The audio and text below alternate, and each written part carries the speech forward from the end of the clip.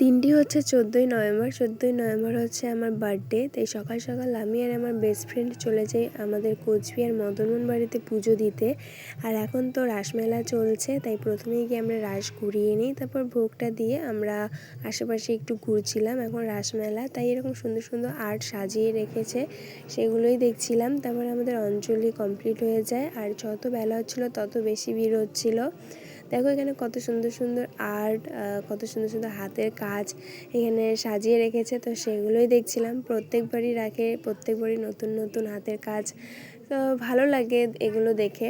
তারপর মদনমোহন বাড়ি থেকে বেরিয়ে আমরা মেলায় ঢুকি, আর প্রচণ্ড রোদ পড়ছিল, ভাল লাগছিল না, তো আমরা একটু বসি, গল্প করি, তারপর আর একটু ঘুরে তারপর খাওয়া দাওয়া করে আমরা বাড়ি চলে আসি। এত রোদের মধ্যে ভাল লাগছিল না ঘুরতে আর কি। তো তোমরা যারা যারা রাসমেলায় আসোনি তোমরা আসো, ঘুরে দেখো, রাস ঘুরাও, ভালো লাগবে।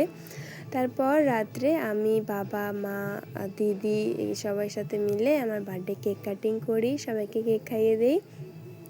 তারপর মা আমাকে এখানে আশীর্বাদ করছিল, বাবা আমাকে একটা ব্যাগও গিফট করেছিল। তারপর মা এখানে আমাকে পায়েস খাইয়ে দেয়, আর এখানে দেখো পুষিও কেক খাচ্ছে। তো এইভাবেই কাটলো আমার এবারে বার্থডে। তো চলো টাটা।